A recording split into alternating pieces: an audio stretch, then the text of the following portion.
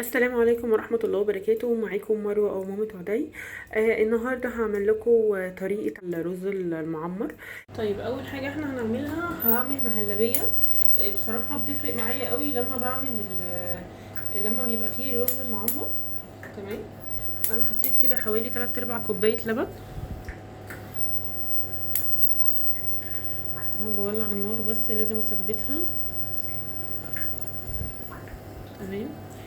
هحط 3 معالق نشا. هو النشا ما بقاش زي الاول، فهحط يعني مش هستخسر بصراحه، هحط عشان بس تدخل معايا وتبقى المهلبيه حلوه. وهحط عليها نقطه ميه صغيره وادوبها. النشا يا جماعه ما ينفعش يتدوب في حاجه سخنه. تمام.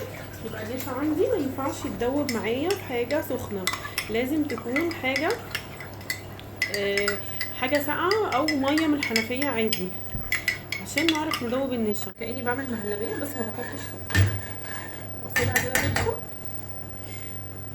اوطي عليها شويه. طيب هحط هنا البرام عشان الرز المعمر يطلع معانا ناجح. لازم كل حاجه تبقى سخنه. تمام. الرز سخن، البرام سخن، اللبن سخن عشان يطلع معانا ناجح. يبقى عندي هي بصراحه الطريقه دي يعني طريقه الست غاليه، بس انا ده يعني حاطه عليها اضافات. تمام. دي احسن طريقه انا جربتها، اللي هي الطريقه الفلاحي الاصلي يا جماعه. والله دي احسن طريقه انا جربتها فعلا. انا جربت كذا مره الرز المعمر بس مش بيطلع حلو زي الطريقه دي. يبقى كله سخن. تمام. الرز سخن، اللبن سخن، البرام سخن. حطي سمنه كده وما تستخسريش، هي دي سمنه بيضه. تمام. اللي هي السمنه الفلاحي البيضه. بسخن البرام واحطها فيه وبعدين هقلب الرز معاها. وبسخن اللبن برضو. انا عندي لبن، يبقى انا عشان كله عندي يبقى سخن اللبن اهو. تمام اهو عشان تبقوا برضو شايفين هو اللبن مشبر اهو. بس هسخن برضو اللبن.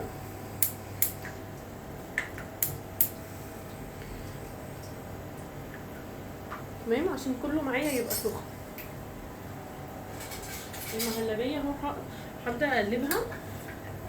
تمام. هي بتبدا تتخن، هو ده اللي انا عايزاه، ان هي تتخن. بصوا كده تتخن معايا كده عشان تعمل لي وش حلو. وممكن احط عليها برضو حته سمنه اهي. تمام.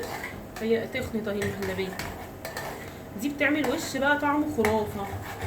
هي انا قلت لكم هي دي طريقه الست غاليه، بس بصراحه هي دي عليها اضافات يعني، لكن هو قصه ان كل حاجه سخنه دي طريقه الست غاليه.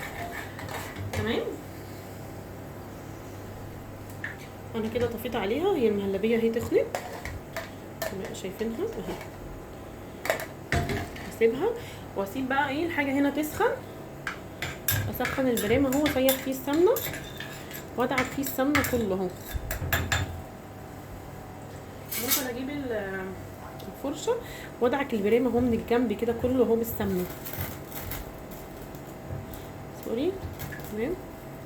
اشجع عليه سمنه كده من الجنب اهو. يسخن انزل عليه بالرز.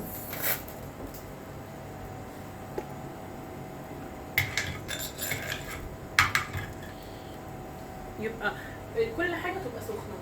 الرز ده قد ايه على حسب يعني طبعا البرام بتاعنا، البرام بتاعنا هنا مش صغير قوي، وانا بعمل الاكل بصراحه لنفرين. فهنا عندي الرز بتاعي ده كوبايتين. تمام. انزل بالرز اهو.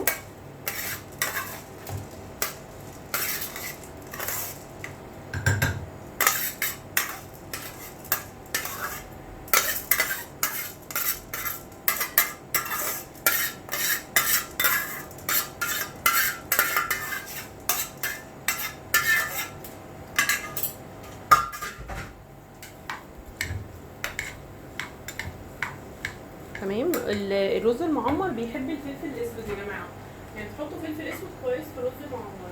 تمام. اللبن اهو بيغلي معايا. انا هحط فيه حته سمنه برضو. تمام. نحط في اللبن حته سمنه وهحط عليه نقطه برضو فلفل اسود ونقطه ملح. رز المعمر بيحب الفلفل الاسود، بيخليه طعمه تحفه. بس انا مش هكتر فلفل اسود قوي عشان بس انا لما انا عن نفسي بحب الفلفل الاسود جدا، بس اللي هياكل معايا رز المعمر ما بيحبش الفلفل الاسود. تمام. هحط برده نقطه ملح صغيره في اللبن. طيب خلاص كده هقلب برده هنا اهو، انا بقلب اهو عشان تبقى الحاجه سخنه وجميله. لو عايزه تعمليها في حاجه لوحدها تمام مفيش مشكله. طيب انا كده هطفي على الرز، هاخد بقى اللبن بيغلي اهو. هاخد اللبن اهو تمام، زي ما انتم شايفين اهو جواه السمنه والفلفل الاسود، شايفين؟ طيب اللبن جواه السمنه اهو والفلفل الاسود، هقلبه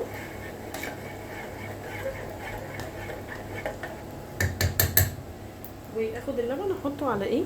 على الرز اهو. بسم الله الرحمن الرحيم. بصوا سامعين الطشه؟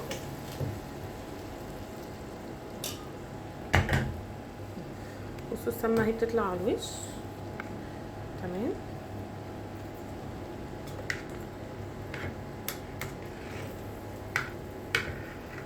خلي بالكم عشان اللبن بيفور، ما تحاولوش تملوا البرام على اخره لان اللبن بيفور. تمام. بصوا معايا اهو، بصوا بيبقبق.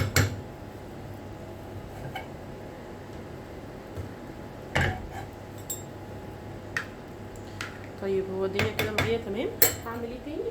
هحط المهلبيه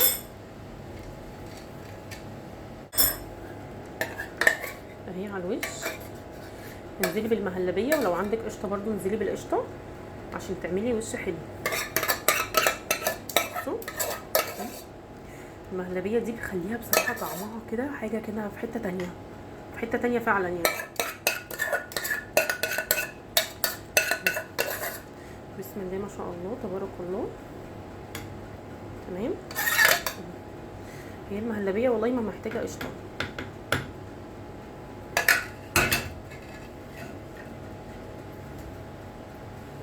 هحط برضو ايه جزء من القشطه كده على الوش اهو، بس والله هي ما محتاجه. تمام. اعذروني بقى لو في حاجه عندي ما بقتش مظبوطه.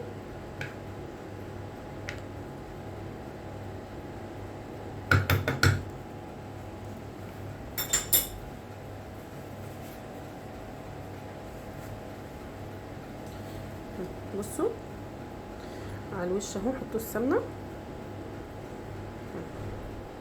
جميله اهو تبارك الله، بسم الله ما شاء الله. حطيت الرز المعمر اهو. شايفين يا جماعه دي حاجات اهي في الفرن دي، شايفين الرز المعمر، شايفين الحلاوه والجمال، شايفين لونه تحفه. بالهنا والشفا يا رب عليكم. لو جربتوا الوصفه دي اكتبوا لي في الكومنتات، وبليز ما تنسونيش في اللايك للفيديو والسبسكرايب للقناه وفعلوا الجرس عشان يوصل لكم كل جديد. وشكرا لكم ووقتكم، ويا ريت اكون فدتكم.